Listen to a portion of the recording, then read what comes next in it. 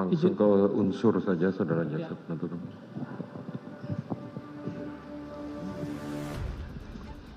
Kita masuk langsung analisa juridis. Sebelum masuk dalam pembahasan analisa juridis terhadap perkara terdakwa Ferdy Sambo, maka terlebih dahulu kami akan mengulas teori-teori pertanggungjawaban. Pertanggungjawaban pidana ditentukan berdasarkan pada kesalahan pembuat dan bukan hanya dengan dipenuhi seluruh unsur tindak pidana. Dengan demikian, kesalahan yang ditempatkan sebagai faktor penentu pertanggungjawaban pidana dan tak hanya dipandang sekedar unsur pertanggungjawaban pidana. Seseorang dinyatakan mempunyai kesalahan merupakan hal yang menyakup masalah yang pertanggungjawabkan. Langsung kami masuk ke unsur barang siapa. Unsur barang siapa. Barang siapa adalah unsur pelaku atau subjek dari tindak pidana atau delik. Dengan menggunakan kata barang siapa, berarti pelakunya adalah dapat siapa saja atau siapapun dapat menjadi pelaku. Dengan demikian, delik memiliki padanan istilah yang sama dengan perbuatan yang dapat boleh dihukum.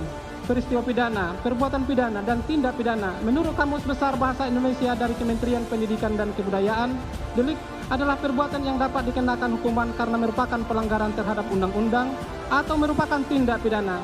Dengan menggunakan kata barang siapa, yang dimaksud dalam hal ini adalah terdakwa Ferdy Sambo SH SIK Master Hukum. Sebagaimana identitas terdakwa dalam surat dakwaan merupakan pribadi atau person atau subjek hukum sebagai pelaku tindak pidana, memiliki hak dan kewajiban dan memiliki kemampuan untuk bertanggung jawab, dipertanggungjawabkan atas perbuatannya yang dilakukannya.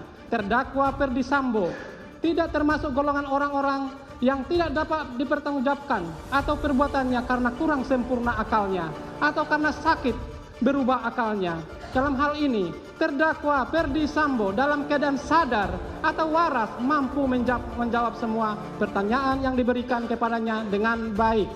Yang dimaksud dengan unsur ini adalah setiap orang atau manusia baik laki-laki maupun perempuan yang mempunyai hak dan kewajiban sebagai subjek hukum, tidak catat mental jiwa, tidak terganggu ingatannya, serta tidak tergolong dalam kelompok orang-orang yang dalam bertindak berbuat diklasifikasikan sebagai alasan pemaaf atau alasan pembenar yang dapat menghapuskan hak penuntutannya sebagai yang dimaksud buku 1 bab 3 KUHP tindak pidana, tidak mensyaratkan kualitas tertentu untuk melakukannya sehingga dapat meliputi siapa saja sepanjang merupakan subjek hukum perseorangan.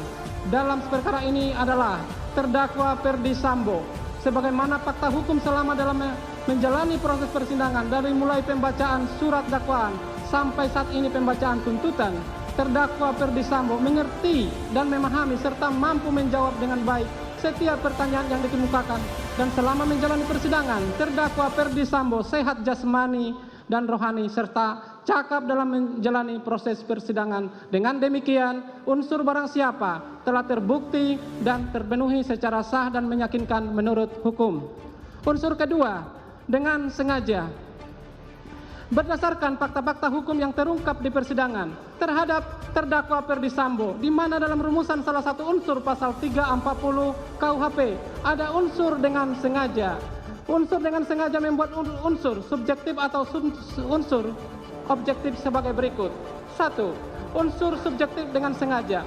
Secara umum, Zainal Abidin Pare dalam buku hukum pidana 1 halaman 246 menjelaskan, unsur dengan sengaja artinya perbuatan itu harus disengaja dan kesengajaan itu harus timbul seketika itu juga. Karena sengaja yang dimaksud dalam pasal 30 KUHP adalah suatu perbuatan yang disengaja untuk menghilangkan nyawa orang lain yang berbentuk dengan direncanakan terlebih dahulu. Bahkan secara umum, sarjana hukum telah menerima 3 bentuk sengaja, yaitu 1. Sengaja sebagai niat, 2. Sengaja sebagai insaf akan kepastian, dan 3. Sengaja insaf akan kemungkinan.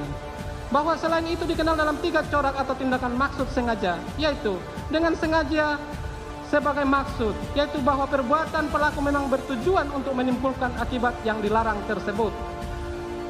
Dengan sengaja sebagai sadar kepastian, yaitu bahwa akibat perbuatan pelaku tersebut mempunyai 2 akibat, yaitu akibat yang memang dituju pelaku dan akibat yang sebenarnya tidak diinginkan tetapi pasti terjadi dalam mencapai tujuan pelaku tersebut.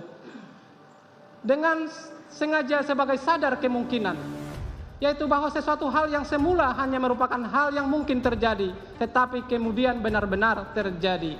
Bahwa dari teori kehendak dari 3 corak atau tingkatan maksud sengaja tersebut di atas dapat menyimpulkan maksud sengaja dari adanya kehendak untuk berbuat sesuatu, di mana pelaku mengetahui atau menyadari apa yang diperbuatnya, atau niat, kehendak, maksud, tujuan daripada pelaku untuk melakukan suatu perbuatan pidana, baik sebagaimana maksud atau sebagai sadar kepastian atau sadar kemungkinan.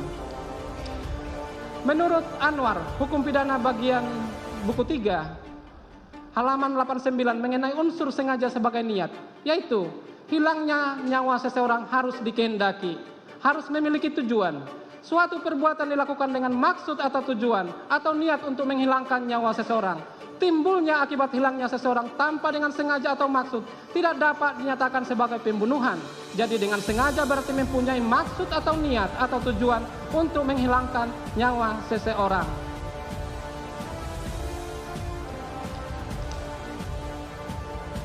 Kesengajaan merampas nyawa orang itu dilakukan setelah timbulnya niat orang lain, unsur yang menunjukkan bahwa merampas nyawa orang itu merupakan perbuatan positif sekalipun dengan perbuatan yang kecil. Kejahatan berupa kesengajaan menghilangkan nyawa orang lain dalam pengertiannya yang umum tentang kejahatan mana pembentuk undang-undang. Selanjutnya juga masih membuat perbedaan kesengajaan menghilangkan nyawa orang lain tidak direncanakan terlebih dahulu, telah diberi nama dengan kesengajaan menghilangkan nyawa orang lain dengan direncanakan terlebih dahulu sebagaimana diatur dalam pasal 33 KUHP, sedangkan MOR diatur dalam pasal 340 KUHP. Mantan Kadif Propam Polri Verdi Sambo dituntut penjara seumur hidup. Sambo diyakini jaksa bersama-sama dengan terdakwa lain melakukan pembunuhan berencana terhadap Brigadir N Yosua Huta Barat dan merusak barang bukti elektronik terkait pembunuhan Yosua.